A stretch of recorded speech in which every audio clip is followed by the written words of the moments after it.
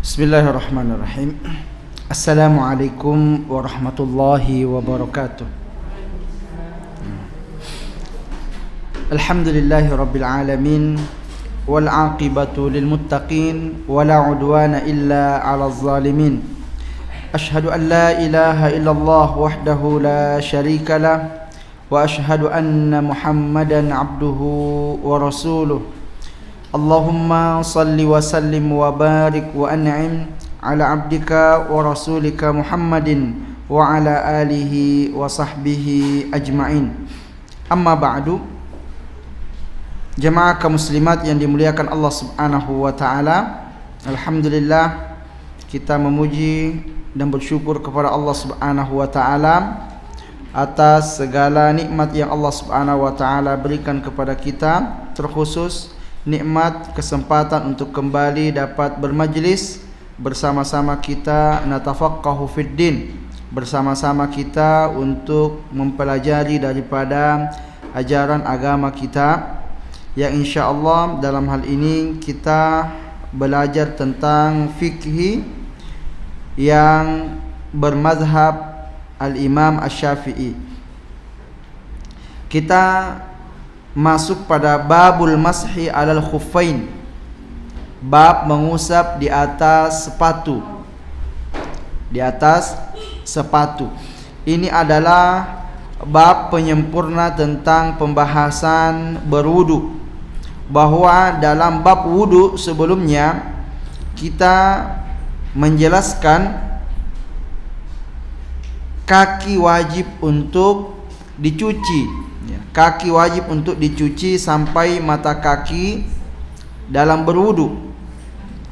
Namun ada rukhsah, ada keringanan dari Rasulullah sallallahu alaihi wasallam bahwa kaki boleh untuk diusap dan tidak dicuci.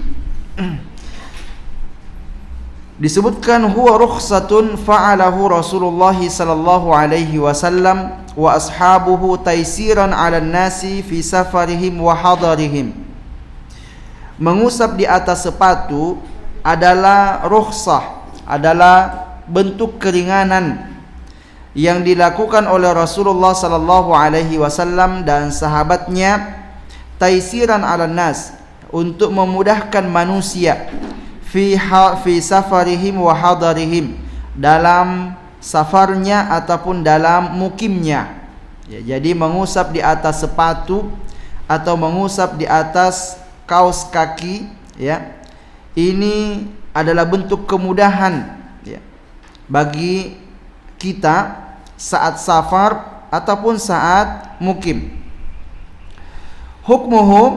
Hukumnya al-aslu fihi al-jawaz fil wudu'i faqat lil muqimi walau 'asiyan bi iqamatihi, wa mithluhu al-musafir safaran tawilan aw qasiran walau 'asiyan bi safarihi, fayastabihu bil mashi ma yastabihu bil wudu'. Hukumnya asalnya adalah boleh, mubah, fil wudu, dalam berwudu. Baik itu orang yang mukim karena dia bermaksiat, mukimnya bermaksiat, ataupun safar yang lama ataupun yang singkat, walaupun safarnya itu tujuannya untuk bermaksiat, maka boleh baginya untuk mengusap di atas sepatu di saat dia berwudu, karena dia tidak mau membuka sepatunya atau karena dia tidak mau membuka kaos kakinya. Jadi hukumnya adalah boleh.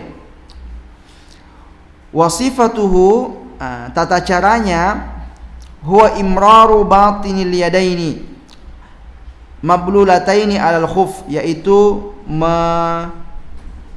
mengusap dengan batin itu telapak, telapak tangan,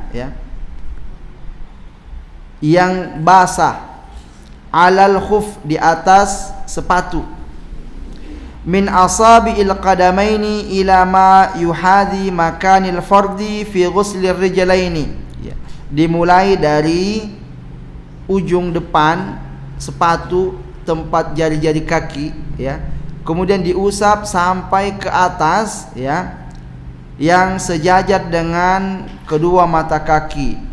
Kedua mata kaki, karena kedua mata kaki sampai di situ batas wajibnya kita untuk mencuci. Wa sunna mashu a'lahu wa asfaluh, dan disunahkan untuk mengusap bagian atasnya dan bagian bawahnya. Wa aqibahu, ya, dan bagian tumitnya. Wa harfihi, wa harfuhu, dan juga bagian sisi kanan kirinya. Wa dzalika bi an yad'a yadahu al-yusra, dan itu caranya dengan meletakkan tangan kirinya tahta aqibihi, di bawah tumit, wal yumna ala zahril asabi, dan tangan kanan itu di atas punggung depan sepatu. Jadi ini kalau mengusap di atas sepatu dalam mazhab Syafi'i mesti menggunakan dua tangan. Menggunakan dua tangan. Jadi gini. Contoh ini kaki, tangan kanan di depan gini, tangan kiri di bawah gini. Jadi nanti tangan kanan dulu naik gini, ke atas gini, ya, gini. Ke atas, nanti tangan kirinya gini ke depan. Ya. Jadi bawah dan atas, ya. Walaupun di mazhab yang lain itu di atas aja, nggak usah di bawah. Kalau di bawah nanti kotor tangan kita kan. Naam. Summa yamurru al-yumna ila akhir sakihi. Disebutkan kemudian tangan kanannya itu digeser sampai ke akhir betis. Akhir betis kan di betis, akhirnya di sini kan di mata kaki. Nah, kemudian wal yusra ila atrafil asabi. Tangan kiri dari belakang dia ke depan sampai ke bagian jari-jari. Min tahtihi min tahti mufarrajan baina asabi yadai, dengan merenggangkan jari-jari tangan, ya. Ya, jari-jari tangan yang direnggangkan, bukan jari-jari kaki. Ya, karena pakai sepatu kan. Jadi intinya seperti ini. Contoh ini sepatu atau ini sepatu nih. Nih, gini. Jadi ini kaki, tangan kiri di belakang sini. Jadi ini dulu digeser begini ke atas, kemudian ininya nanti digeser ke depan begini. Jadi dua-duanya, dari tangan kiri dari belakang ke depan bagian bawah, tangan kanan dari depan ke atas. Itu tata caranya. Tapi dalam mazhab Hambali cukup bagian atas saja diusap, ya, di bagian atas saja diusap, karena ini sebetulnya hanya formalitas saja. Toh juga yang diusap itu adalah sepatu, bukan kaki. Kaki kita ini dia sudah aman di dalam, karena syaratnya nanti boleh melakukan ini kalau dia dimasukkan dalam keadaan telah berwudu. Ya, kemudian diikat dia gitu kan, tertutup, nggak akan ada sesuatu yang kotor masuk ke dalamnya. Nah, tapi ya ini pandangan dalam mazhab Syafi'i. Nah, kalau mungkin pakai kaos kaki, oke lah, ya. Kalau mengusapnya karena kita pakai kaos kaki bagian bawah pun nggak ada masalah, kita usap. Tapi kalau pakai sepatu, ya kan, kalau sepatunya kotor, basah-basah gitu bawahnya, becek, kan jadi tangan kita jadi ikut kotor jadinya. Nah, jadi kalau kita pakai sepatu itu belum berwudu, nggak boleh? Nggak boleh. Harus berwudu dulu kemudian pakai sepatu. Kemudian setelah pakai sepatu, lalu kemudian batal wudunya, wudu kembali, baru berlaku ini mengusap di atas sepatu. Nah, yang Hambali tadi dari depan ke belakang atau kalau yang sekalian Iya, dari depan ke atas, dari depan ke atas gitu. Sekali aja, sekali. Dan dia cuma bagian atas saja. Kalau mazhab Syafi'i bagian bawah sekalian. Nah, jadi dia harus menggunakan dua tangan. Nah, dan mungkin caranya itu mesti entah duduk atau diangkat gitu ya. Ya, karena dalam hadis itu Rasulullah sallallahu alaihi wasallam menunduk saja. Ketika hendak dibuka sepatu Nabi SAW, Nabi mengatakan, "Da'huma fa inni adkhaltuhuma tahirataini." Biarkan saja itu karena aku telah memasukkannya ke dalam kedua sepatu itu dalam keadaan suci kakinya. Ya, lalu kemudian Nabi SAW mengusap bagian atas sepatunya.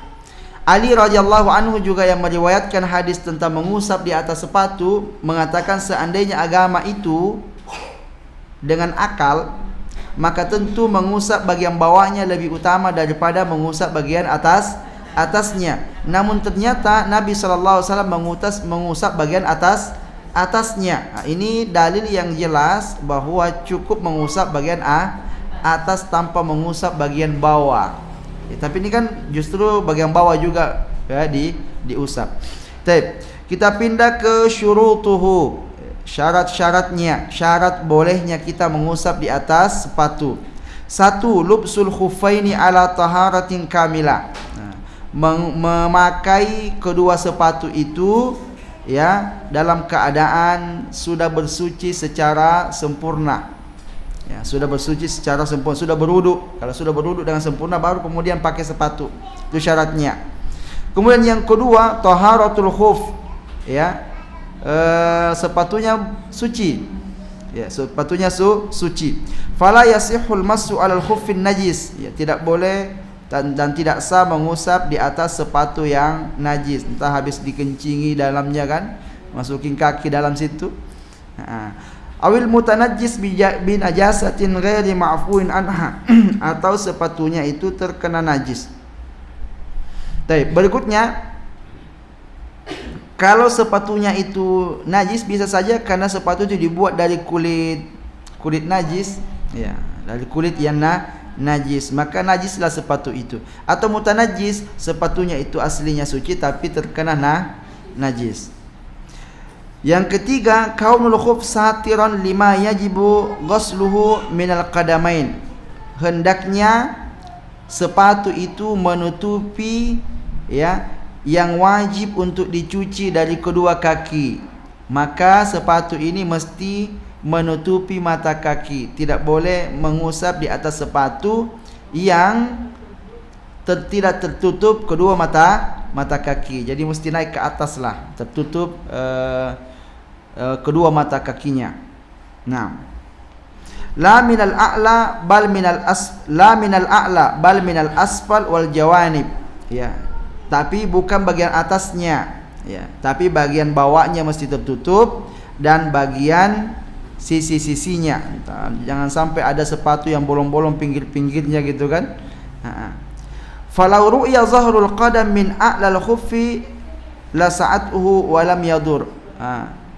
Kalau sekiranya dari atas bisa dilihat-lihat ke bawah kaki, itu boleh. Kan ada sepatu bot itu kan, karena kakinya kecil, botnya besar, bisa dilihat dari atas, kelihatan kakinya ke bawah.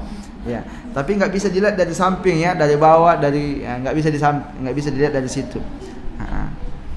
Nah, berikutnya ayyakunal khuf mani'an linufuzil ma'. Hendaknya sepatu itu ya tidak dimasuki air, tidak bisa dimasuki air.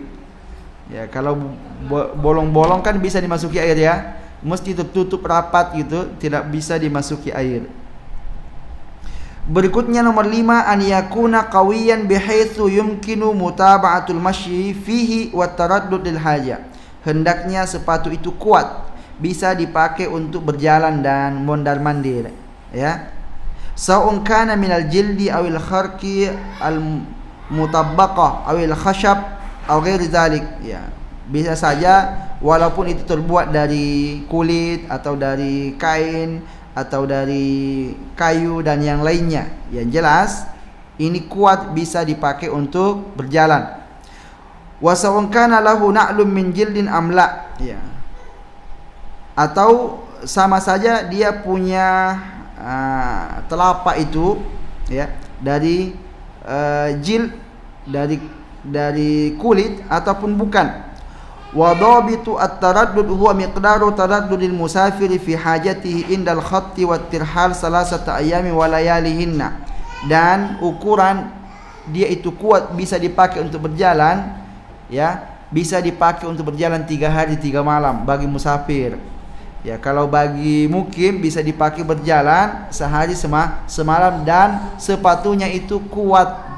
Ya, sepatunya itu kuat. Nah, itu apa namanya, ukuran kuatnya. Ya, kita lihatnya, kalau sepatunya kulit, insyaallah sebulan pun dipakai berjalan masih kuat. Ya. Yang penting jangan dari kaca gitu kan. Ya, nanti pecah pula dia. Nah, baik. Alla yakuna tahtal khuffi khuffun salihun lil mashi alaihi. Ya. Tidak boleh sepatunya itu dua rangkap. Jadi sepatu, dia pakai sepatu, habis itu pakai sepatu lagi, ya, 2 kali berarti, ya. Di mana sepatu yang pertama yang dipakai itu bisa untuk diusap, ya, sehingga terhalang gitu, ya, terhalang mengusapnya, karena dia sudah pakai sepatu nih. Kaos kaki mungkin Ustaz.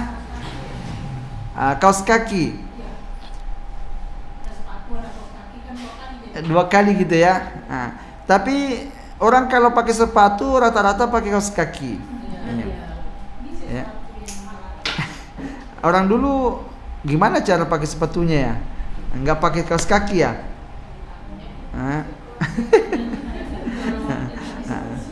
Jadi dia pakai 2 lapis, ya, 2 lapis sepatu. Di sini dibilangnya 2 lapis sepatu. Dia tidak mengatakan jawrab. Kalau jawrab itu kaos kaki, ya. Atau sepatu tipis mungkin, ya. Yang mana sepatu tipis ini bisa juga diusap di atasnya. Mungkin seperti itu. Jadi jangan dua lapis, karena mengusapnya nanti terhalang. Mestinya diusap yang bagian dalam, tapi malah yang luar yang diusap. Baik. Ini syarat-syaratnya, dan syarat yang paling utama di sini adalah berwudu terlebih dahulu, kemudian pakai sepatu. Itu syarat yang paling utamanya. Kemudian berikutnya muddatuhu, lamanya kita boleh mengusap di atas sepatu. Al muddatul lati yajzi'ul mashu fiha badalan an ghuslir rijlaini salasata ayyamin ma'a layalihinna lil musafir, ya. Jadi lamanya untuk mengusap di atas sepatu, ya, sebagai ganti dari mencuci kaki saat berwudu, 3 hari 3 malam bagi musafir, ya. Kuat tidak? 3 hari 3 malam enggak buka sepatu, ya. Mungkin panas gitu, ya. 3 hari 3 malam, 3 kali 24 jam. Tapi kalau dibuka dipasang lagi itu enggak sah. Enggak boleh dibuka. Kalau dibuka dikeluarin kaki maka batal. Batal. Pokoknya enggak boleh dibuka sama sekali. berarti harus wudu lagi, sempurna lagi. Ya, kalau mau lanjut lagi, mau aktifkan kembali bolehnya mengusap di atas sepatu, ya, wudu lagi kemudian masukin. Iya. Jadi kalau udah dibikin catatannya, berarti itu wajib wudu sempurna lagi. Iya, semua mazhab kalau pembatalnya nanti ada pembatalnya. Apa pembatalnya? Ini ketika dibuka maka batal hukumnya. Jadi umpamanya habis wudu kan dibuka, ya kan? Dibuka batal, mesti pergi berwudu karena tidak mencuci kaki.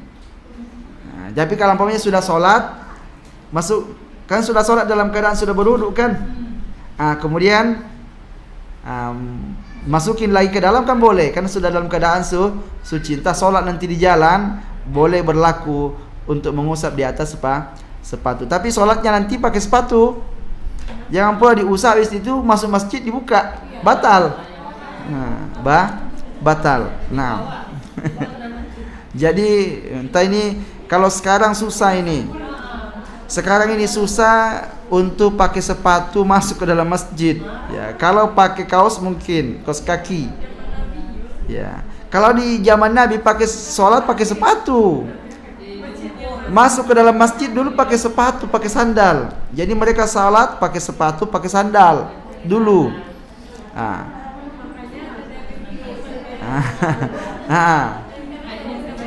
Jadi mungkin ini hanya berlaku kalau umpamanya kita, itu pun kalau kita safar, ya, safar. Kalau dulu kan safarnya mereka sholat di jalan, ya, di tanah mereka sholatnya, nggak buka sepatu. Untuk camping boleh lah. Tapi untuk ibu-ibu di rumah boleh juga.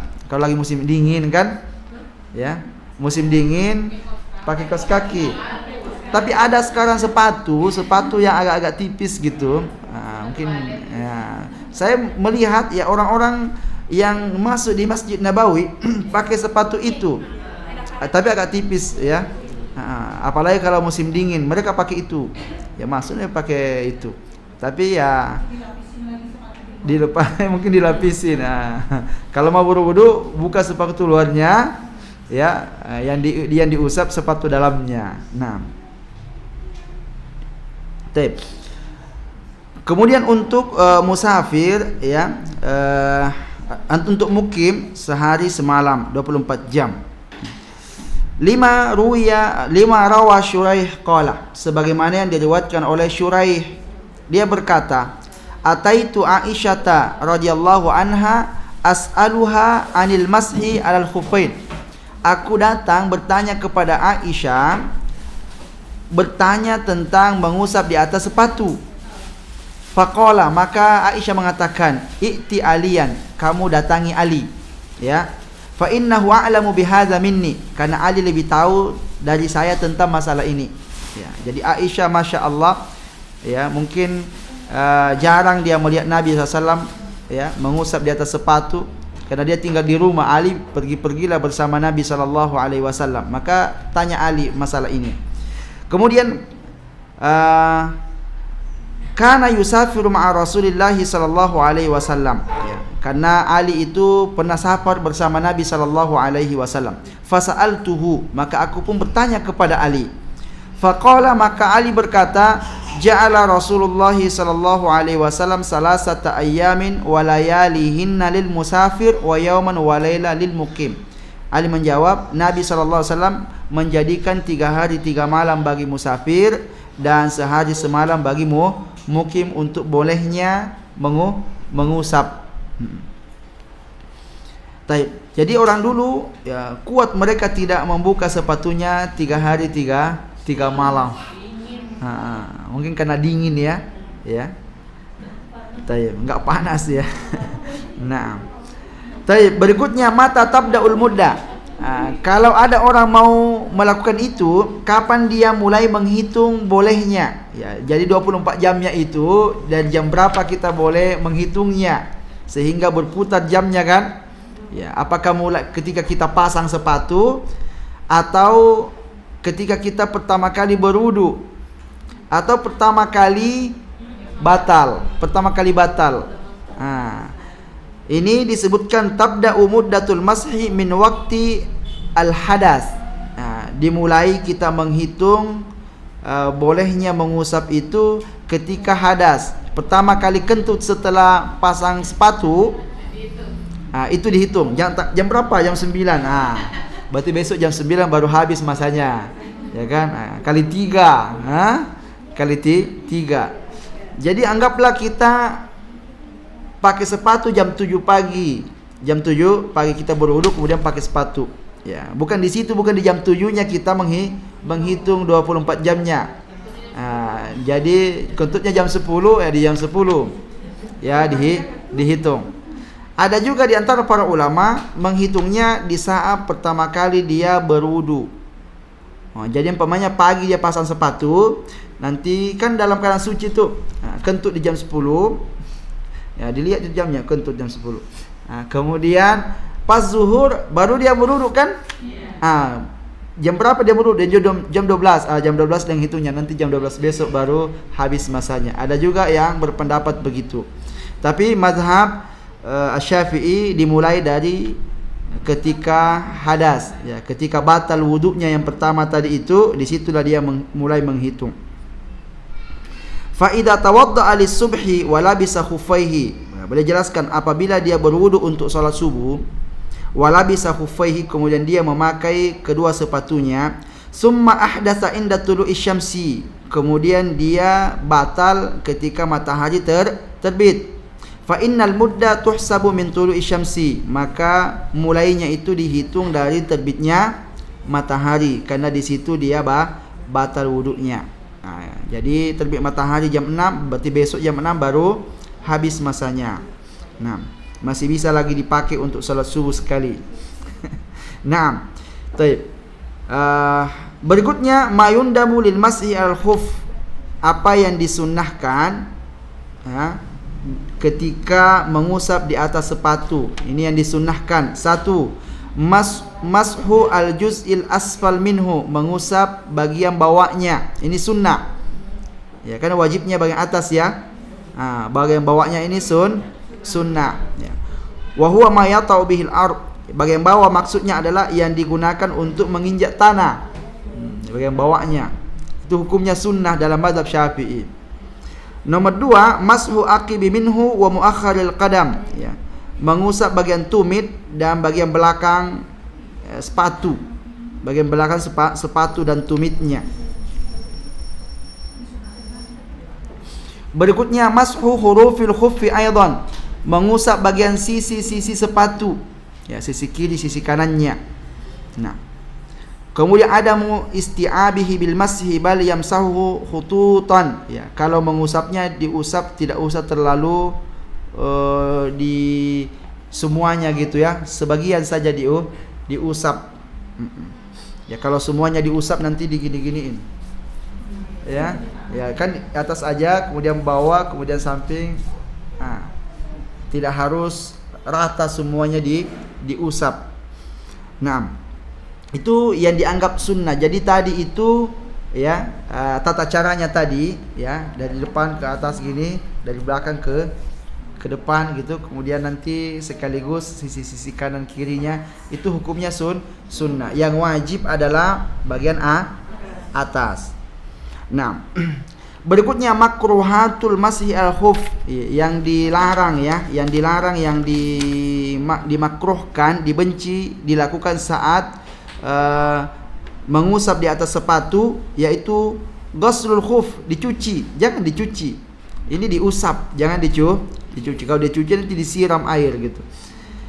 Li'annahu qad yaftiluhu, karena kalau dicuci ini bisa merusak sepatu kalau dicuci. Kemudian tikrarul mashi, diulang-ulang diusap. Ya, tak usah diulang-ulang, cukup sekali saja diusap.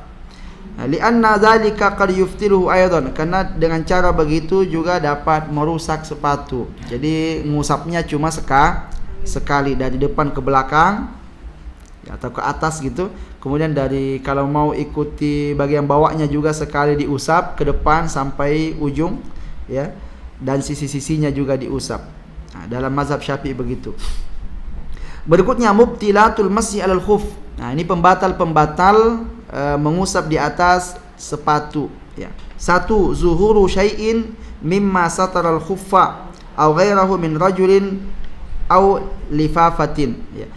Tampaknya ada tampak dari kaki kita yang tidak tertutup dari sepatu ya. Sepatunya mungkin entah di jalan bolong gitu kan, sobek, kemudian kelihatanlah jari-jari kaki kan. Batal itu kalau sudah terbuka seperti itu. Atau kelihatan lifafa itu kain yang menutupi kaki. Kain yang menutupi kaki, mungkin pakai kaos kaki gitu. Berikutnya inqidha'ul muddah, ya. Habisnya masanya habis. Ya, dari jam 6 tadi sudah jam 7 sekarang nggak bisa lagi. Kalau mau ulang lagi, ya buka, kemudian berwudu, kemudian pasang lagi. Baru berlaku kembali. Karena ini ada masa aktifnya. Ya, kalau mukim masa aktifnya hanya 24 jam. Kalau musafir 3 kali 24 jam. Berikutnya zuhuru ma yujibul ghusl asalatan min janabah, ya. tampak muncul perkara-perkara yang mewajibkan seseorang untuk mandi. Jadi kalau mandi, contoh junub atau dia itu haid atau nifas atau yang lainnya dari hal-hal yang mewajibkan mandi, maka tidak mungkin kita mandi pakai sepatu. Basah sepatunya nanti.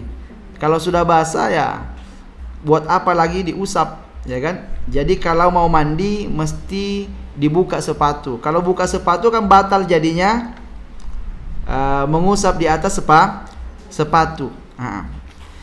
Jadi segala hal yang mewajibkan mandi membatalkan mengusap di atas sepatu. Keempat, khurujul khuf an salahiyatil mashi alaihi, ya. Keluarnya sepatu dari bolehnya mengusap atasnya karena tadi itu bolong atau apa gitu. Bi sayruratihi dha'ifan ba'da an kana qawiyan aw bi taharrukihi, ya, karena awalnya kuat sekarang sudah lemah sepatunya, enggak bisa lagi dipakai karena sudah hancur mungkin, ya, atau karena terbakar sepatunya sehingga tak bisa lagi, ya, tidak memenuhi syarat lagi sepatu itu untuk mengusap di atasnya, ya. Dan ini tidak disebutkan dilepas, ya,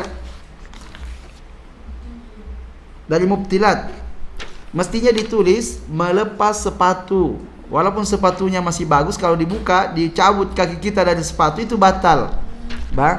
Batal. Tapi ini enggak disebut di sini, hanya membahas tentang masalah zuhuru syai'in mimma sataral khuf.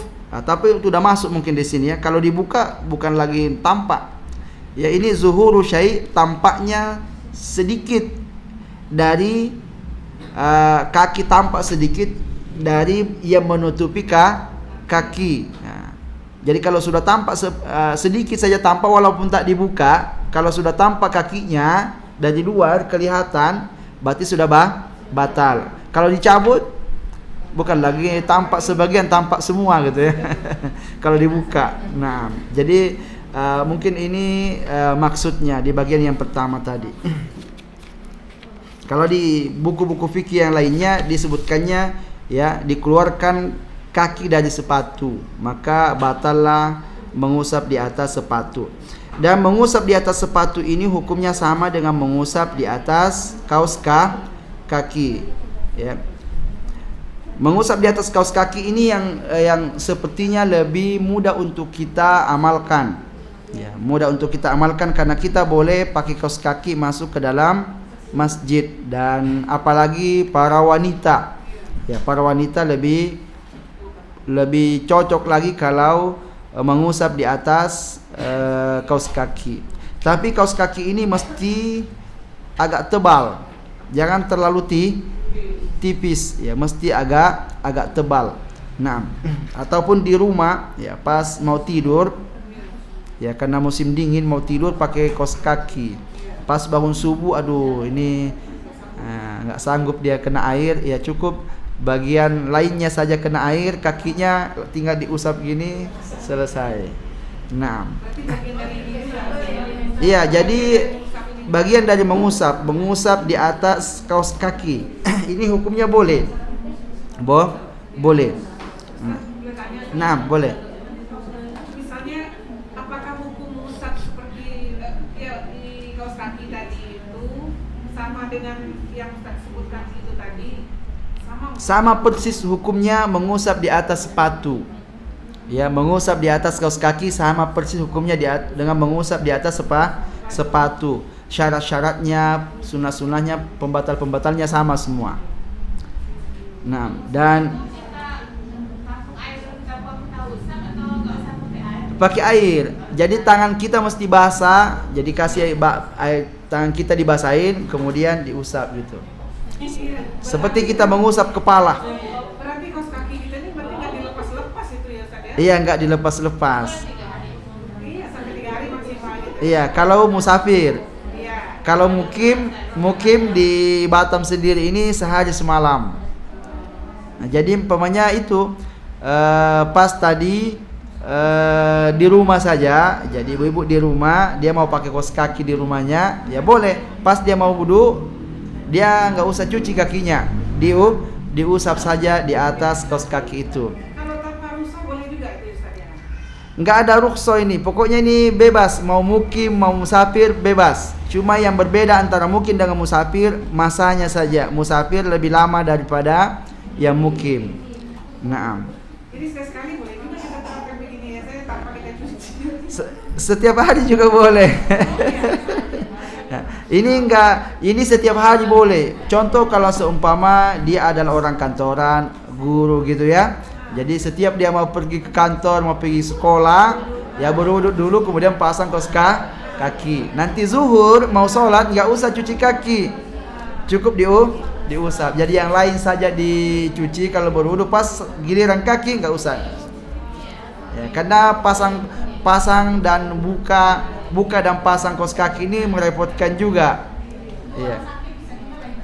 Untuk orang yang sakit. Jadi tapi diperhatikan syaratnya, berwudu dulu kemudian dipakai. Nanti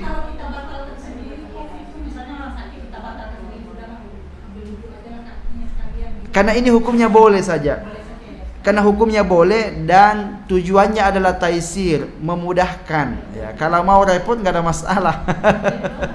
Ya, dengan mencuci dianggap mungkin merepotkan, ya kan? Ya tergantung kembali, kalau nggak mau repot, ya dipasang. Kalau mau repot, dibuka kemudian berwudu dengan sempurna, itu tentu lebih baik. Ya, naam. Ya, apalagi orang sakit, ya. Dingin kakinya, ya udah dipasang aja terus di situ. Ya. Nanti kalau berwudu hanya bagian atas ini aja yang kena air. Nah, atau mungkin nggak bisa dia berjalan kan? Jadi dia mau dia wudu bagian sini aja nih. Bagian kakinya tinggal diusap gini. Selesai. Nah, ini adalah kemudahan, ya. Kemudahan. Mengusap di atas kerudung juga hukumnya dalam mazhab Syafi'i sudah pasti boleh, karena tidak harus mengusap semua kepala kan, ya, tinggal sikit-sikit aja kena di sini depan, habis itu usap ke atas kan. Jadi dibolehkan juga.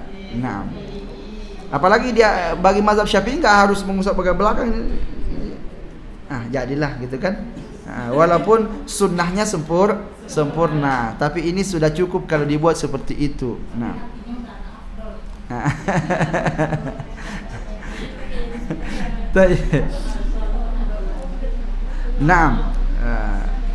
Kemudian ada juga sebetulnya, ini enggak disebutkan di sini, al-mashu alal jabira namanya, mengusap di atas gib.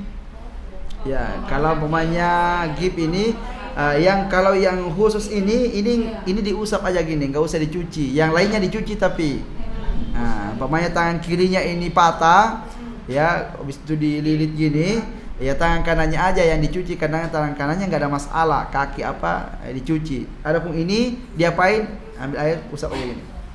Selesai. Ya? Nggak harus berwudu dulu. Tidak harus berwudu. Ini nggak sama dengan mengusap. Hanya mengusap sebagian aja, dia nggak mengusap semuanya. Ya? Di atas perban, misalnya lukanya agak besar, dijahit, perban kan, itu boleh di atasnya. Boleh diusap aja atasnya ini. Dan nggak harus berwudu dulu ya? Nggak harus berwudu. Jadi tidak harus kamu berwudu dulu baru dijahit ya. Waduh, berat juga itu. Ini pokoknya dijahit, tutup, ya itu nggak ada urusan dia mau wudu dulu sebelumnya. Beda kalau kaki tadi, dia syaratnya berwudu dulu sebelum pasang. Kalau ini pasang aja nggak ada masalah dengan sucinya. Jadi nanti kalau dia mau berwudu tinggal diusap aja di atas ini, ya, gitu. Karena kalau dia harus dicuci, bahaya pula kalau dia harus dicuci kena air kan. Naam. Jadi ini alasannya bukan taisir, bukan untuk memudahkan, tapi ini darurat yang ini, ya. Sehingga mesti diusap saja, tidak boleh dicuci. Naam. Berikutnya kita pindah ke babul gusli, bab mandi. Ya, bab mandi. Masya Allah, agama kita ini urusan mandi pun dibahasnya ya. Mandi. Dan mandi ini ada dua, ada tiga lah hukum mandi. Ada mandi wajib, ada mandi sunnah, ada mandi biasa. Ya, mandi biasa. Tentu kalau mandi wajib ini pahalanya besar. Ya, karena ini beban ya. Ya, beban dalam syariat kita dibebankan kita. Kalau kita tidak mandi, kita berdosa. Kalau sunnah berarti dapat pahala sunnah. Kalau mandi biasa saja, kalau mandi biasa saja ya mandi pagi ya untuk dingin-dingin ya enggak ada pahalanya. Babul ghusli, bab mandi. Al-ghuslu lughatan, mandi secara bahasa itu tamamu ghuslil jasadi kulli, yaitu mencuci semua badan, ya, mencuci semua badan kita dengan air, itu namanya mandi. Istilahan, adapun istilah sailanul ma ala jami'il badan, ya, mengalirkan air pada semua badan, biniyah, dengan niat, biniyatin makhsusah, dengan niat khusus, li asbabin makhsusah, dan dengan sebab-sebab khusus. Jadi cukup air saja ya, enggak pakai sabun, enggak pakai sampo. Ya, pokoknya mengalir air itu di atas badan kita semuanya sehingga basalah badan kita ini, udah ya, cukuplah dia dianggap telah mandi. Mujibatul ghusli, ya, hal-hal yang mewajibkan mandi.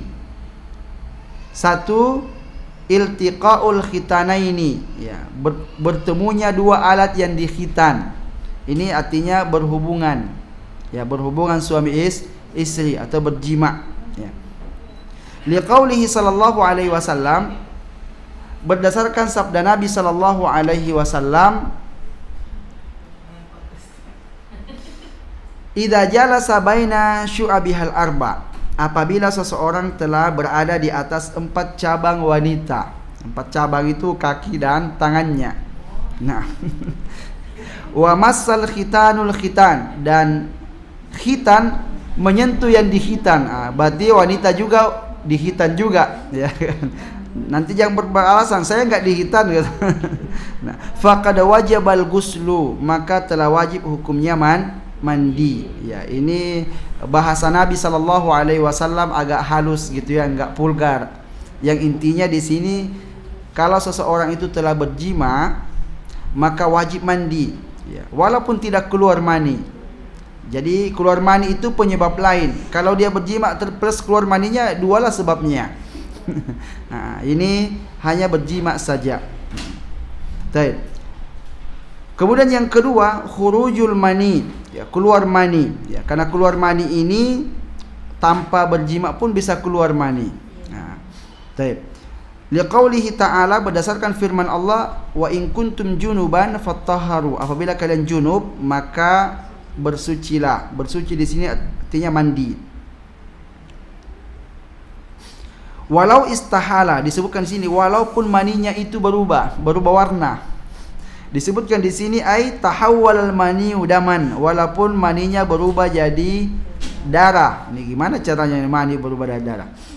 Faqad yakhrujul maniu fi suratid dam, kadang katanya mani keluar dalam bentuk darah. Wa yumayyizul insanu bil lazzah hina khuruji, namun bisa dibedakan ini darah yang keluar atau mani. Cara membedakannya, ya, merasakan lazzah, ya, kenikmatan. Jadi beda rasanya dia. Ya, kencing pun beda rasanya yang keluarnya, mani pun beda rasanya. Jadi dibedakan dari rasanya.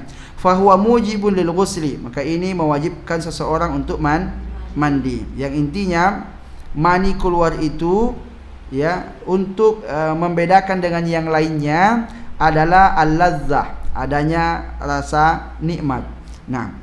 Kemudian yang ketiga, al-haid, ya, keluar haid. Ini juga penyebab wajibnya mandi. Idza hadatil mar'a tsumma tahurat, apabila wanita haid kemudian suci, wajib 'alaihal ghuslu, wajib baginya untuk mandi. Liqaulihi ta'ala, karena firman Allah Subhanahu wa taala, yas'alunaka 'anil mahid, mereka bertanya kepadamu tentang tempat haid. Qul huwa adzan, katakan itu kotor. Fa'tazilun nisaa fil mahid, maka jauhilah wanita dari tempat haidnya. Wala taqrabuhunna hatta yathurna, jangan kamu dekat-dekat ke dia sampai dia suci. Fa idza tatahharna, apabila dia telah mandi, fa'tuhunna, maka datangilah mereka min haitsu amarakumullah, dari arah yang Allah Subhanahu wa taala perintahkan. Naam. Jadi dulu orang haid itu enggak boleh didekati sama sekali. Ya, enggak boleh sama makan, enggak boleh sama tidur, pokoknya keluar kamar kamu. Ya, enggak boleh sama-sama, diusir dah ya orang yang haid. Setelah Islam datang, yang dilarang didekati hanya tempat haidnya saja. Yang lain-lain boleh. Ya, boleh sama-sama tidur satu selimut, boleh sama-sama makan, ya. Boleh bergaul dengan yang lainnya, yang penting bukan tempat haidnya. Nah, Masya Allah. Nah, waliqali Fatimah, waliqalihi sallallahu alaihi wasallam li Fatimah binti Abi Hubaish. Ya, dan ucapan Nabi sallallahu alaihi wasallam kepada Fatimah binti Abi Hubaish, idza aqbalatil haidatu fada'is shalah, apabila haid datang tinggalkan salat. Wa idza adbarat, apabila dia pergi, fagtasili wa shalli, maka mandilah dan salatlah. Ya, ayat hadis ini sebetulnya agak umum gitu ya. Kapan haid itu datang, berhenti salat. Kapan menghilang, mandi dan salat. Ada di antara para ulama yang menjadikan hadis ini, kalau ada wanita yang berhenti haidnya, apa yang harus dia lakukan? 2 hari tiba-tiba menghilang dia. Apa yang dia harus lakukan? Apakah nunggu datang lagi?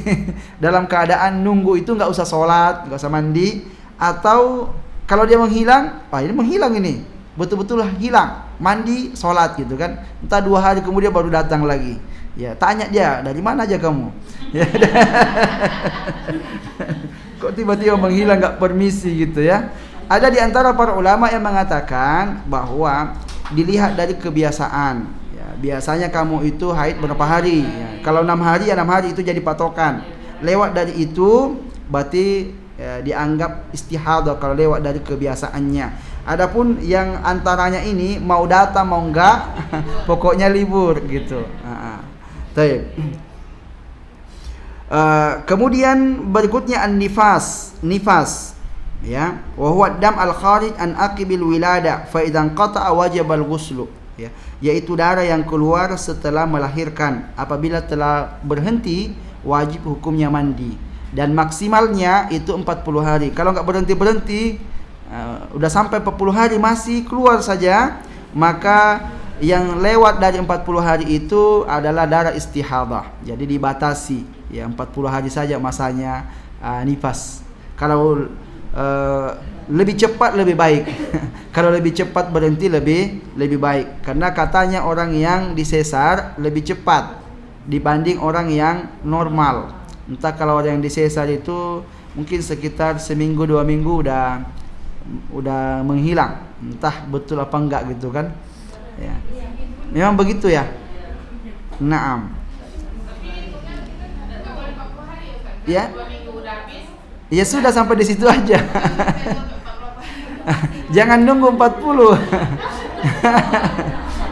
Ini jadi masa maksimal 40. Kalau dia berhenti seminggu udah berhenti, ya alhamdulillah.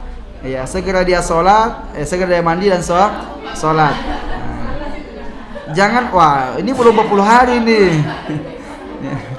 Dia sudah berhenti haid, sudah berhenti darahnya, tapi masih mau ngambil jatah lagi sisanya. Jadi jangan sampai salah dalam memahami ini.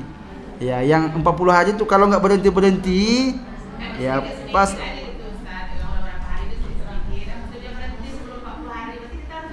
sudah mandi dan sholat, ya, karena sudah suci. Waduh, ini yang salah ini. Pokoknya kalau melahirkan tunggu 40, pokoknya 40 hari libur gitu ya. Waduh. Karena nifas ini disamakan oleh para ulama dengan haid, persis sama hukumnya. Sehingga enggak ada hadis-hadis tentang nifas itu enggak ada. yang ada tentang haid. Jadi haid itu pun para ulama membatasi masanya. Kalau mazhab Syafi'i itu membatasi 15 hari. Jadi kalau ada orang haid 15 hari, pas 15 hari masih keluar haidnya, berhenti. Berikutnya dianggap darah istihadah. Hari ke-16-nya ya sudah mesti mandi. Ya, mandi dan sholat. Ya, dan darah yang keluar itu adalah darah istihadah. Nah, jadi seperti itu terkait masalah haid dan nifas. Kemudian berikutnya al-wilada, ya, melahirkan. Melahirkan ini disebutkan walau bimadghatin aw alaqatin walau waladatil mar'atu mauludan jaffan lam yakhruj ma'ahu damun wajib 'alaiha al-ghuslu. Dikatakan kalau sekiranya ada wanita melahirkan tak ada darahnya keluar, ya, wajib baginya untuk mandi.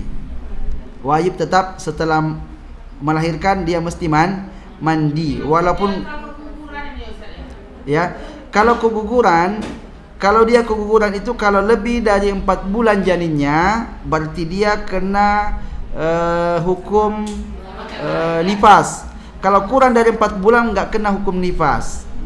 Ya, enggak kena hukum nifas. Nah, misalnya itu kan hamil itu 2 bulan Ustaz, terus keguguran. Itu yang gugur itu kita kubur kayak biasa atau boleh kita buang aja atau dibaik-baiki kayak kita kubur anak gitu, atau dia hanya cukup dibungkus saja habis dikubur. Tak perlu dimandikan, tak perlu dikafani, enggak perlu disolati. Itu kalau kurang dari 4 bulan. Kalau lewat dari 4 bulan, maka diberlakukan dia sebagai manusia karena dia sudah mayat. Jadi harus dikasih nama juga Ustaz? Boleh juga dikasih nama. Ya, boleh dikasih. Enggak dikasih nama juga enggak apa-apa. Nah, boleh dikasih nama, ini namanya ini walaupun belum karena dia sudah manusia. Dia sudah manusia. Nanti pada hari kiamat ketika dia dibangkitkan, dipanggil dengan namanya dan nama ayahnya. Nah, jadi dikasih nama walaupun enggak hidup gitu ya. Nah, jadi dia sudah dihukumi manusia. Jadi sama yang masih janin ataupun yang sudah lahir itu dihukumi manusia karena sudah pernah ada roh di dalamnya. Ya, dan manusia itu tercipta tersusun dari roh dan jasad, dan dia sudah termasuk. Maka yang sudah 4 bulan lebih ini tidak boleh digugurkan ya, dan dosanya sama dengan dosa membunuh orang, kecuali jika dipastikan oleh dokter kalau dibiarkan akan membahayakan jiwa ibunya, maka boleh untuk dioperasi kemudian digugurkan. Kalau enggak, ya, atau mungkin setelah di USG enggak ada kakinya satu. Aduh, ini ini cacat ini. Udahlah, digugurin aja lah. Ya, nanti ganti yang baru. Ya karena tidak boleh. Tidak boleh, mesti lanjut karena dia adalah sudah jadi manusia. Kalau kurang dari 4 bulan, ini para ulama mengatakan boleh. Boleh untuk digugurkan karena dia belum manusia. Walaupun ya sebagian para ulama mengatakan dia ini dipersiapkan untuk hidup, jangan dia dibunuh ya. Tapi kalau sekiranya ada orang yang mau menggugurkan kandungannya di umur sebulan 2 bulan, maka ini para ulama ada yang membolehkan karena dia belum apa-apa. Dia tidak dianggap membunuh karena memang belum ada rohnya. Jadi ada keringanan di sini. Ya, tahu-tahu sebetulnya belum program lagi. Tahu-tahu kecolongan gitu kan. Ya, aduh gimana ini, adiknya masih kecil lagi. Ya kan baru 2 bulan adiknya udah isi lagi. Aduh gimana caranya ini?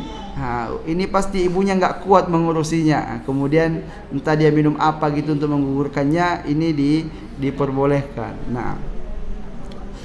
Nah, berikutnya al-maut. Bagian yang keenam, di antara penyebab mandi wajib adalah al-maut, mati. Ya, kalau sudah mati wajib mandi, tapi bukan mayatnya yang diwajibkan. Orang yang ada di sekitarnya yang berkewajiban memandikannya.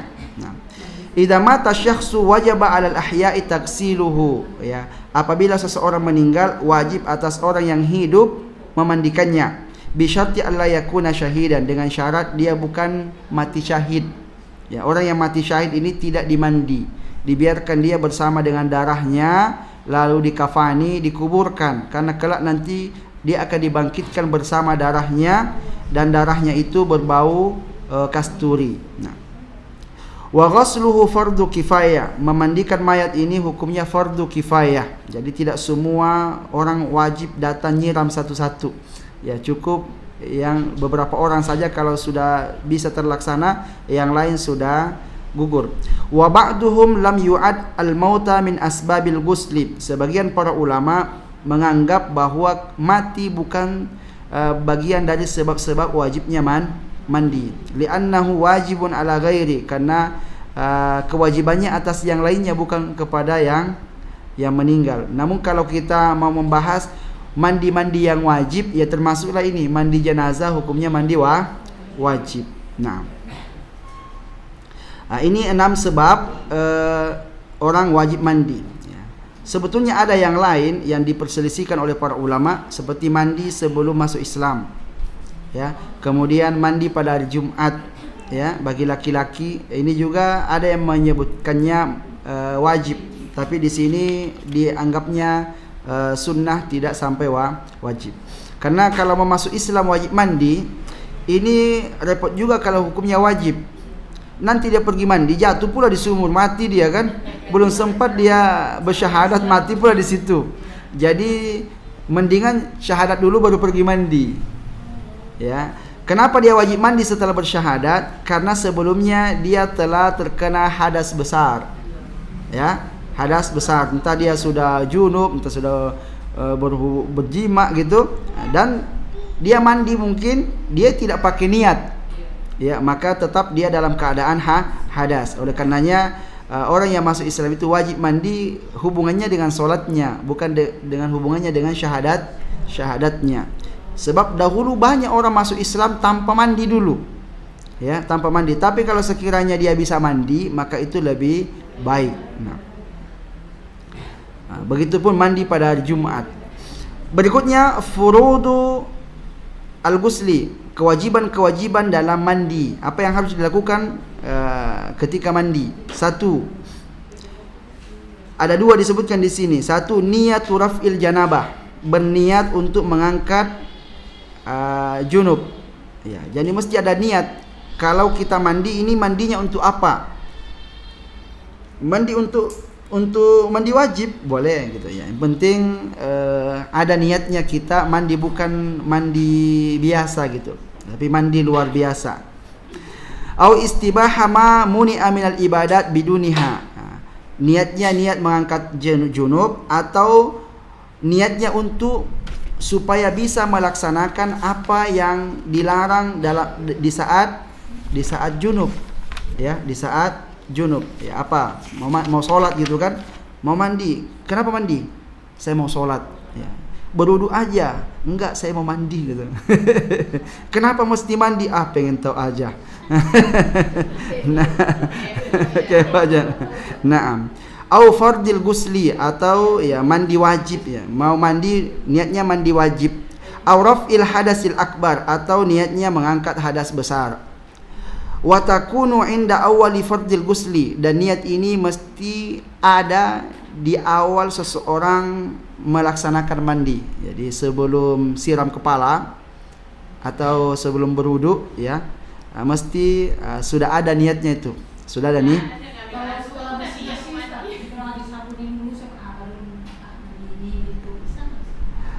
Iya, tapi yang awal itu bukan mandi wajib, namanya mandi biasa. Ada orang mungkin mandi biasa dulu, sabun semua. Terakhir baru berikutnya siraman. Yang terakhir ini niatnya untuk mandi wajib, boleh, ya.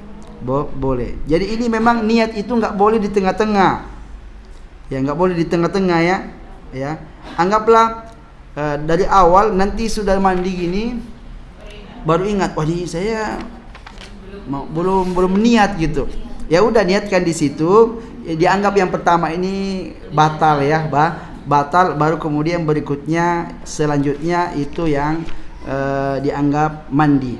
Jangan karena mandi itu kan mesti membasahi semuanya. Sudah separuh basah baru niat. Baru oh ini saya mau mandi wajib. Habis itu yang dibasahi yang ke bawah saja. Yang atas enggak lagi. Tentu ini enggak sah. Mesti diulang dari awal sampai semuanya. Nah. Jangan tinggal cuci kaki terakhir baru ini mandi ya. Enggak bisa ya begitu. Nah. Tinggal cuci kaki baru selesai gitu. Baru ingat dia kalau dia mau mandi wajib gitu. Cuci kaki udah selesai. Tentu enggak lah masa mandinya cuma cuci kaki. Nah. Disebutkan wa inna wa janaba wa jum'ah wajaba wa jum'ah hasalah. Kalau ada orang meniatkan mandi junub plus mandi Jumat, ini cukup. Jadi 2 mandi 1 niat boleh. Atau 2 niat 1 mandi ya. 2 niat 1 mandi ya. Wa inna wa li ahadihima fahiya lahu dunal akhar. Kalau dia niatkan salah satunya ya, dan yang lainnya enggak, maka juga sudah cukup. Walau ahdasa summa ajnaba kafal ghusl al-wudu wal janaba ya, seandainya dia junub hadas, kemudian setelah hadas junub ya, kafal ghusl, cukup mandi saja tak perlu wudu ya, karena mandi wudu itu sudah masuk di dalam mandi. Nah, jadi kalau sudah mandi junub tak perlu wudu lagi, langsung sholat saja. Nah, yang penting enggak batal wudunya atau tidak terjadi hadas kecil di saat mandi. Ya. Kalau dalam mazhab Syafi'i menyentuh kemaluan batal ya. Jangan sentuh kemaluan saat mandi. Nah, jadi gimana caranya mau dibersihkan? Bersihkan dulu sebelum mandi. Nah, dibersihkan semuanya yang perlu untuk dibersihkan. Nah, kemudian terakhir baru kemudian mandinya ya, disiram dari kepala sampai kaki basah semuanya ya, selesailah mandi itu. Kewajiban yang kedua, yang pertama tadi niat, yang kedua ta'mimu jami'i jasadihi bil ma' ya, membasahi semua badannya dengan air. Wa minhu sya'ruhu ya, masuk juga bagian kepala rambutnya. Wa yajibu naqdud dhafair illam yasil al-ma' ila batiniha illa bihi, wajib membuka ikatan-ikatan rambut kalau sekiranya ya air itu tidak masuk ke dalam kulit kepala kecuali dengan membukanya. Jadi mesti dibuka ikatan-ikatannya itu. Wa yu'fa an batini sya'ril ma'qud ya, dan dimaafkan untuk ya batini sya'ar ini bagian dalam dari rambut yang diikat ya. Wa min bisyratihi allati yajibu ta'mimuha bil ma'i jildahu wa azfarahu, juga wajib untuk mencuci atau membasahi kulit ya. Ya, kulit dan juga kuku. Makanya kuku enggak boleh ada yang menutupinya ya. Sama dengan wudu, kalau ada yang menutupinya berarti nanti enggak basah semuanya. Jadi kulit dan kuku. Wa zahiru dimaghi al-uzunain ya, kemudian telinga ini, bagian daun telinga ini juga wajib basah. Kalau wudu kan cukup diusap aja ya. Nah, kalau mandi wajib dicuci ya. Lubang-lubangnya enggak usah diisi air lubangnya gitu kan, masuk pula air ke dalam, bagian luarnya saja. Nah, wa zahiru farjil mar'a ya, ini ada khusus ini, dalam bagian luar ya, kemaluan wanita.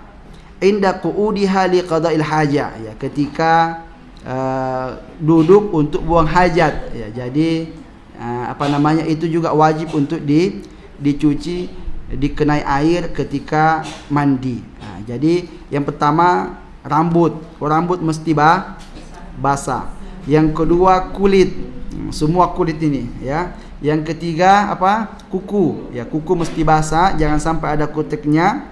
Kemudian berikutnya telinga ya, bagian luar telinga ini mesti basah. Kemudian ya ada khusus kemaluan wanita ya, mungkin kalau dia berdiri enggak sampai masuk air, maka caranya ukurannya duduk Ya, kalau dia duduk ya maka terbuka yang tertutup. Naam. Ini dua hal yang wajib diperhatikan di saat mandi. Ya. Jadi untuk bagian kedua ini ingin menjelaskan kepada kita mana-mana saja dari badan kita ini wajib kena air, dan memperhatikan beberapa yang kadang-kadang ada yang menutupinya, mesti diperhatikan sehingga betul-betul basah semuanya. Berikutnya sunanul ghusli, ya, sunnah mandi. Ini sunnah saja, tidak wajib ini. 1. At-tasmiyah, baca bismillah. 2. Ghaslul yadaini ilal kaffaini salasan qabla an yudkhilahuma fil ina, mencuci kedua tangan terlebih dahulu 3 kali sebelum memasukkan tangan ini ke dalam air. Ya. Kemudian ketiga berwudu. Berwudu. Keempat, mencuci kepala 3 kali. Mencuci kepala 3 kali. 4 kali juga boleh. 2 kali, sekali juga boleh. Yang penting basah kan. Ghaslu sa'iril jismi, ya, mencuci semua badan. Ya. Ad-dalku wal muwalat. Ad-dalku ini digosok, dan al-muwalat ini berketerusan, jangan berhenti. Baru cuci kepala keluar dia, pergi makan dulu. Ya, harus lanjut sampai selesai ya. Taib. Atau tiba-tiba baru cuci kepala mati air, aduh, berhentilah kita nunggu air datang lagi. Kalau nunggu air datang ya dimulai dari awal lagi, nggak boleh lanjut ya. Kemudian ta'ahud al-makan allati fiha in'itaf wa tawa fi jismihi, ya, dia perhatikan tempat-tempat ya di mana dia mandi, jangan sampai tempat-tempat itu kotor ya, najis ya, jadi diperhatikan tempatnya. Taslisul ghusli, ya, membuat 3 kali dalam mandi, ya, kepala 3 kali, bagian kanan 3 kali, kiri 3 kali ya. Dibuat 3 kali. Ini sunnah-sunnahnya. Ya, jadi kalaupun tidak pakai sunnah ini enggak ada masalah. Ya, pakai yang wajib aja tadi, niat dan langsung mandi dengan membasahi semua anggota tubuh. Wudu enggak wajib, ya, sunnah saja, sunnah. Nah, orang kalau setelah mandi, walaupun dia tidak wudu di awal, boleh juga tidak wudu setelah mandi. Jadi bukan karena wudunya di awal mandi kemudian dia boleh tak wudu lagi setelah mandi kalau mau sholat.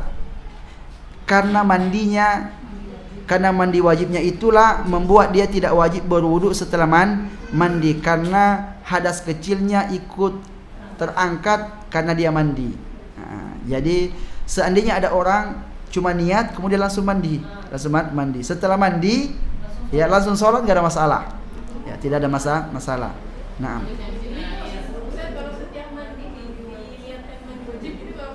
enggak. Enggak. Nanti ada penjelasannya di sini ya. Jadi orang wajib mandi itu kalau dia yakin junub, baru wajib mandi. Kalau dia hanya ragu-ragu, maka tidak perlu mandi, sama dengan wudu. Kalau ada orang ragu-ragu, anggaplah ragu-ragu dia batal gitu kan, ragu-ragu batal. Aduh, kayaknya saya udah batal belum ya? Udah, nggak apa-apalah, pergi wudu saja. Wudunya ini nggak dianggap, ya, ini kayak nggak ada ini. Kenapa? Karena dia dalam keadaan suci. Untuk apa dia mandi? Ya. Kecuali kalau ragu-ragunya, saya udah wudu belum ya? Itu wajib pergi wudu, karena sebelumnya belum berwudu. Sama dengan mandi. Saya ini ragu-ragunya udah mandi belum ya? Itu wajib pergi mandi. Ya, wajib pergi mandi. Tapi kalau dia sudah mandi, ragu-ragu dia, apa ragu-ragunya kalau sudah mandi habis itu ragu-ragu, kayaknya nggak sah ya. Kentut nggak ada, bukan pembatal mandi kentut ya. Jadi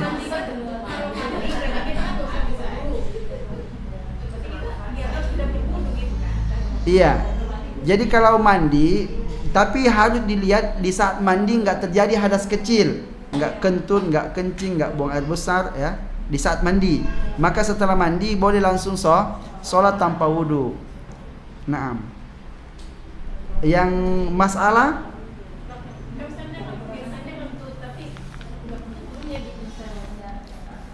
Kalau ragu-ragu kentut setelah mandi nggak ada masalah, langsung aja sholat karena ragu-ragu ya. Artinya ragu-ragu batal kan? Ya, padahal dia sudah mandi. Yang asli kan sudah mandi kan? Sudah. Ragu-ragu batal ya, nggak usah diperhatikan ragu-ragu itu. Nah.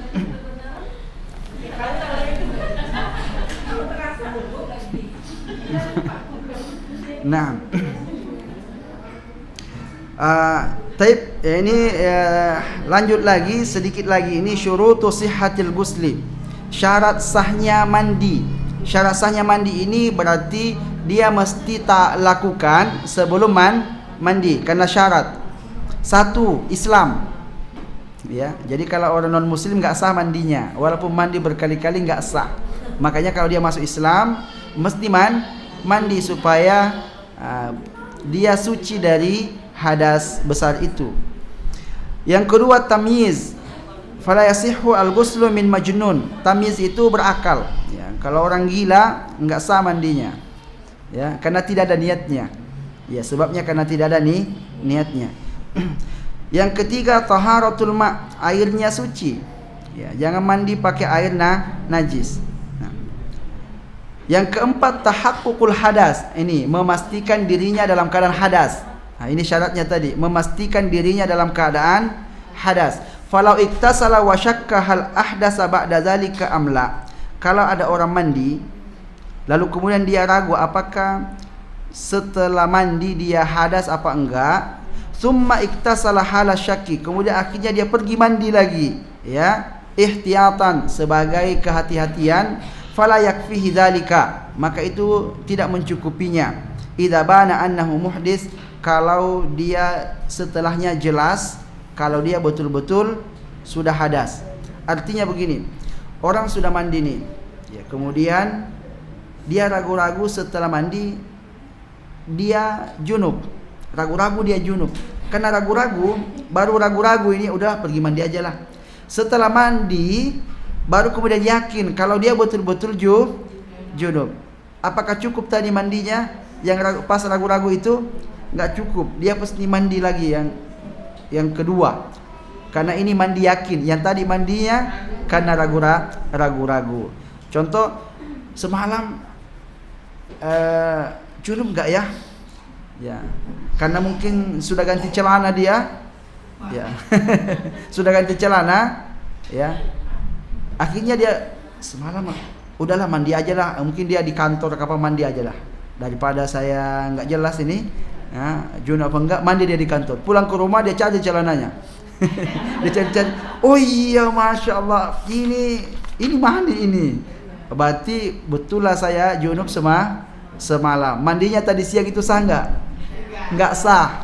Karena dia mandi dalam keadaan masih ragu-ragu apakah dia junub apa enggak gitu. Nah, maka wajib mandi. Nah, itu diganti sholatnya. Diganti karena dia sholat dalam keadaan tidak suci. Nah, setelah mandi baru diganti. Berarti zuhur asar mesti diganti. Mesti diganti setelah dia mandi. Nah. Ya? Istrinya di luar? Heeh. Kan mereka video callan gitu. Saya harus mandi enggak, Mbak? Baik mandilah. Ya, kalau dia LDRan begitu.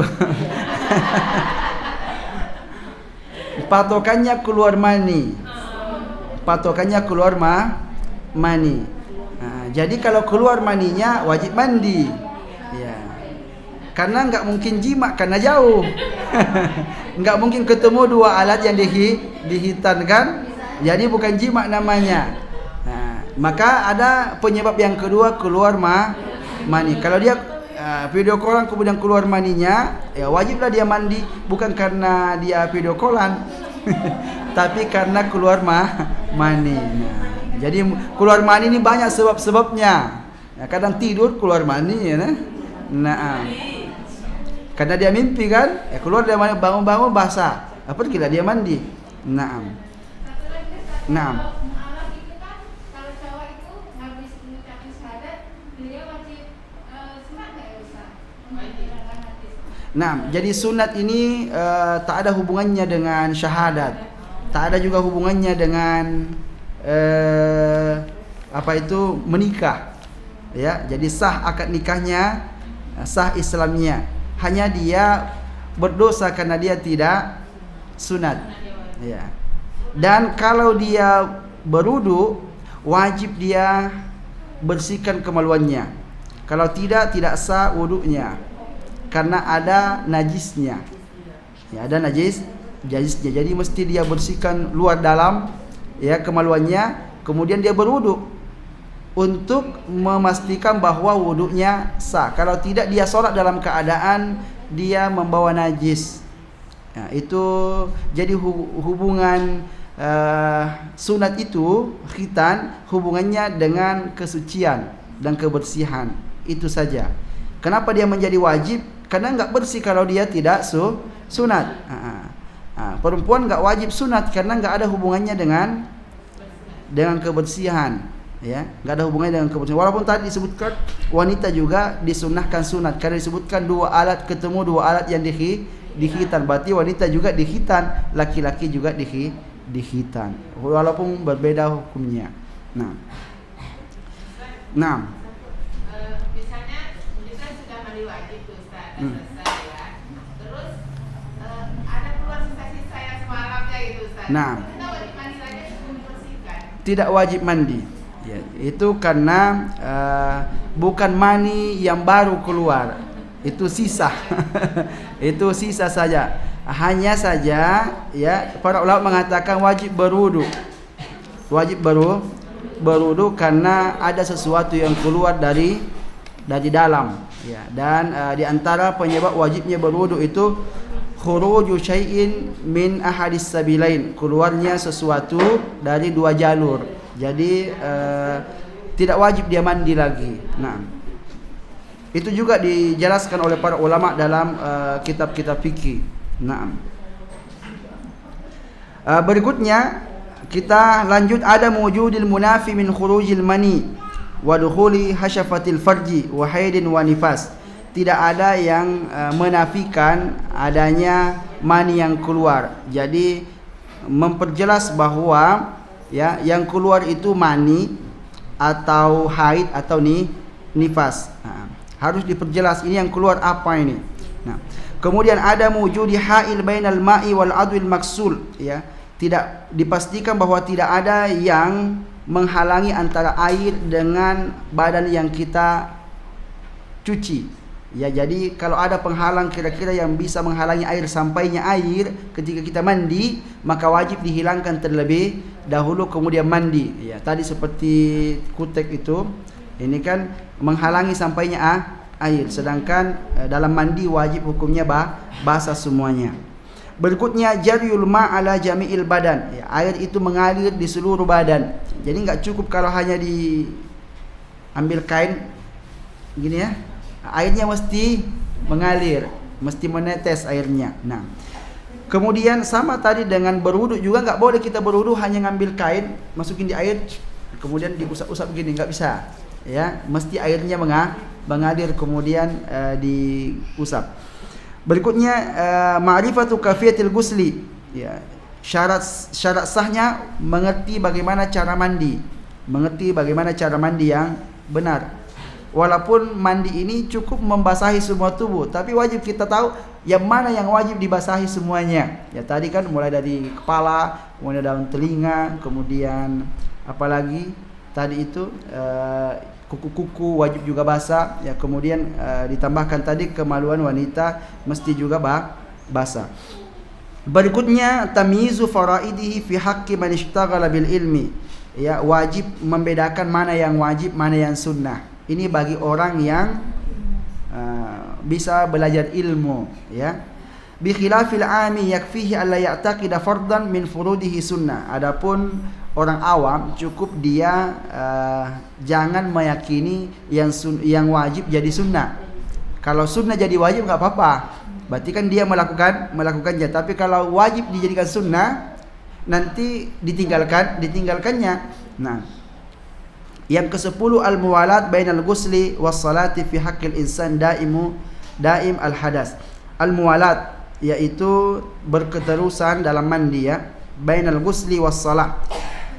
Harus lanjut antara mandi dan solat bagi orang yang selalu hadas. Jangan ada jeda. Apa maksudnya itu? Jadi kalau dia sering hadas, ya setelah mandi langsung sholat, ya supaya kalau ada jeda nanti hadas lagi dia, ya, dan kencing lagi dia, kentut lagi dia dan seterusnya. Nah, ini syarat-syarat sahnya mandi.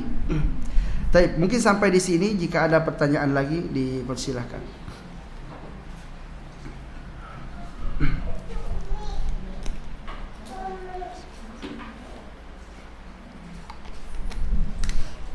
Karena masalah mandi ini masih agak panjang, ya. Nanti kita lanjutkan masalah mandi. Yang jelas, ya, dalam mandi mesti kita sudah tahu, ya. Ini fardu kifayah ini. Fardu ain, hukumnya wajib mengetahui tata cara mandi. Dan ya, anak kita wajib kita ajarkan tata cara mandi yang benar. Jangan sampai dia balik lalu kemudian dia tidak tahu tata cara mandi, baik itu laki-laki ataupun wanita. Nah, ada lagi pertanyaan? Tak ada lagi. Nah. Misalnya punya laki-laki, terus dia bilang misalnya dia baliknya itu tak mandi gitu. Itu ada doanya apa? Terus langsung wajib mandi paginya? Enggak ada doanya. Enggak ada doanya, ya Allah, alhamdulillah saya sudah balik gitu. Enggak ada doanya. Enggak ada doa khusus orang kalau sudah balik. Dan mandinya sebelum subuh kalau dia mimpi di malam harinya. Ya, jadi mandi sebelum melaksanakan sholat. Ya, karena itu menjadi. Iya, dia mandinya seperti mandi junub. Ya, karena dia sudah balik kan. Mandi junub lah dia. Ya, mandi junub. Sebetulnya mandi junub ini yang membedakan dengan mandi biasa hanya niatnya saja. Hanya niatnya. Kamu sudah junub, pergi mandi sana. Ya, karena kamu itu sudah wajib mandi. Kalau terjadi yang seperti ini, pergilah dia mandi dalam keyakinan bahwa dia mandi karena dia wajib mandi karena junub. Ya sudah, itu cukup menjadi niat. Ya. Atau dia mandi sana, enggak sah sholatmu itu kalau kamu junub lalu tak mandi. Ya, artinya dia pergi mandi karena dia mau melaksanakan sholat. Itu juga sah niatnya seperti itu. Nah, baik, kita cukupkan sampai di sini. Wa sallallahu ala nabiyyina Muhammadin wa ala alihi wa sahbihi wa sallam. Subhanakallahumma wa bihamdika asyhadu an la ilaha illa anta astaghfiruka wa atubu ilaik. Wassalamu alaikum warahmatullahi wabarakatuh.